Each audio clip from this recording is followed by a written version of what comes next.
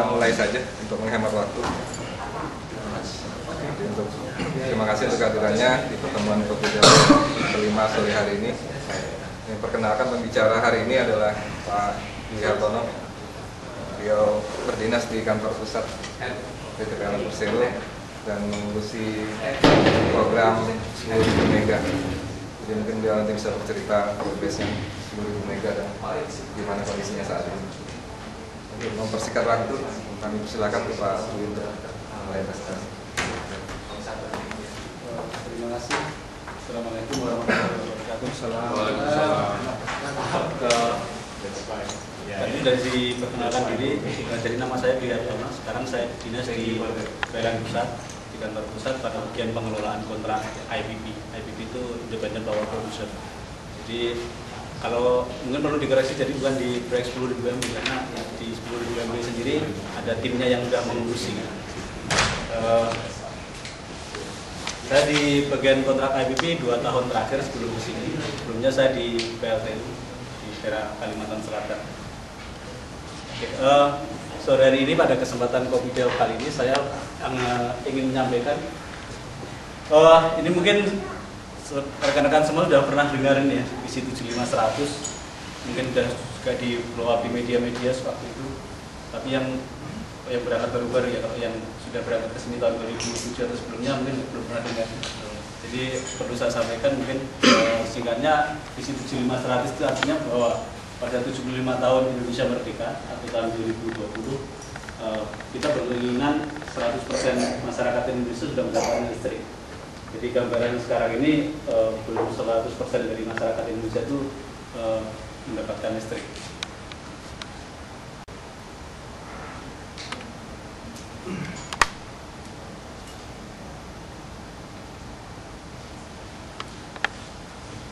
Oke, kita akan membahas atau mempunyai outline dalam sore hari ini. Ada 3 hal yang kita mau sampaikan. Yang pertama, kita mau sampaikan kondisi kelistrikan yang ada saat ini seperti apa sih, dan kemudian tantangan dan isu strategis apa yang ada di sektor ketenagalistrikan di Indonesia, dan apa saja sih langkah-langkah yang ditempuh, sedang ataupun akan ditempuh.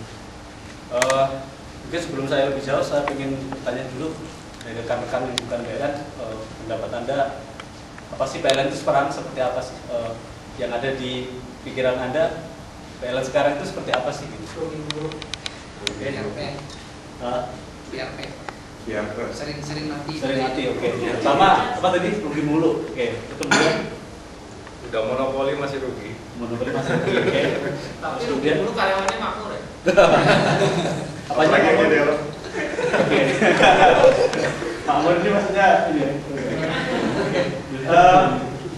Saya tidak ingin mengubah pandangan Anda, tapi saya cuma ingin memberikan sisi lain. Ya mungkin kalau dikatakan bela diri, ya bolehlah dikatakan begitu, tapi kita mencoba menyajikan realitasnya saja. Jadi kita ada data-data, kita ada fakta-fakta. Jadi nanti rekan-rekan silakan menilai sendiri.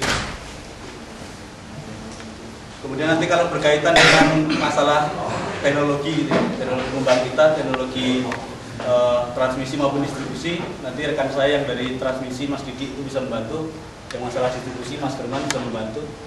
Kalau untuk masalah pembangkitan, saya ada pengetahuan sedikit, jadi nanti bisa berbagi. Tapi yang kita sampaikan sore hari ini sesuatu yang umum, jadi kita cenderung ke bisnis proses. Ini sekarang riset. Jadi secara peraturan PLN ini ditunjuk oleh pemerintah sebagai BUMN. Jadi sebagai PKUK atau pemegang kuasa usaha ketenagalistrikan di Indonesia. Jadi kalau tadi dibilang monopoli, ya mungkin kalimat Inggrisnya ini ya, pemegang kuasa usaha ketenagalistrikan.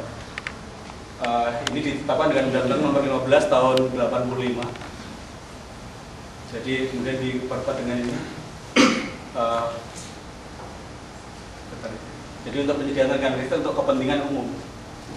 Jadi yang jadi tugas PLN itu utamanya adalah kita menyediakan tenaga listrik dalam jumlah yang cukup dengan merata artinya semuanya kebagian listrik, dan kemudian mutu pelayanan yang baik. Mutu itu ada kategori dari sisi tegangan, sisi frekuensi, jumlah pemadaman dan lain-lain, itu agak teknisnya. Nanti kalau ada kesempatan rekan-rekan distribusi dan transmisi bisa membantu menjelaskan. Terus kemudian dengan adanya listrik itu diharapkan bisa meningkatkan kegiatan perekonomian di Indonesia pada umumnya. Karena di era sekarang ini tidak bisa dilepaskan bahwa kita semua perlu listrik, bahkan untuk industri yang kelas-kelas rumah tangga sekalipun. Dan pada akhirnya adalah meningkatkan kesejahteraan dan kemakmuran rakyat secara merata dengan mutu pelayanan lebih baik. Jadi sudah disebutkan di poin pertama. Nah, ini secara bisnis proses ini dari listrik dibuat sampai kemudian dijual. Pertama ada electric generation station yang di sini digambarkan, ini kira-kira modelnya PLTU ya, PLTU atau pusat listrik tenaga uap. Terus steam power plant yang dimiliki di Indonesia rata-rata adalah coal steam power plant atau PLTU berbahan bakar batubara. Ada juga yang menggunakan minyak kayak di Semarang di Tambak Lorok, di Jawa Timur juga ya, Gresik ya, Gresik juga masih menggunakan minyak. Cuma sebenarnya itu PLTU berbahan bakar gas, cuma kemarin waktu nggak dapat gas akhirnya terpaksa minyak yang digunakan. Dan ini alhamdulillah di tahun 2009 untuk beberapa power plant PLN yang operasinya pakai minyak kita sudah berhasil mendapatkan kontrak gas sehingga bisa menekan, dan mudah-mudahan di tahun 2009 kondisi kami lebih baik. Jadi di PLN di Indonesia mempunyai selain PLTU kita juga punya PLTA, umumnya di Pulau Jawa kalau PLTA. Yang di luar Jawa itu sangat sedikit, bisa dibilang Kalimantan ada di Riam Kanan namanya, daerah Kalimantan Selatan, kemudian di Sulawesi ada juga di Bakaru. Jadi kemudian listrik yang dibangkitkan di power station disalurkan melalui transmisi yang kita punya di tempat kita. Di PLN itu kita menggunakan sistem dari yang paling tinggi 500 kV, kemudian ada 150, ada 70 kV, dan untuk distribusi jaringan tegangan menengahnya di 20 kV. Jadi dari generation kemudian masuk ke receiving station atau transmisi. Kalau di PLN ini sudah masuk wilayahnya Mas Didi, wilayah kerja Mas Didi, sampai kemudian ke sini, dan kemudian ke distribusi ini masuk ke wilayahnya Mas Nurman.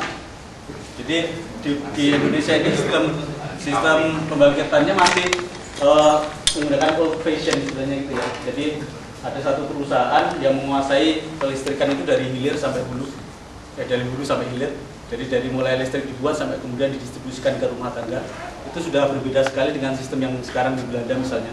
Jadi kalau di sini power generation-nya ada perusahaan sendiri, mereka kemudian transaksi di sisi transmisi, kemudian dijual ke distribusi, itu udah pihak yang lain lagi.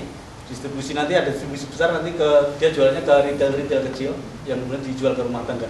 Sementara di Indonesia kita masih menguasai semuanya dari pembuatan listrik sampai ke distribusi ke rumah-rumah.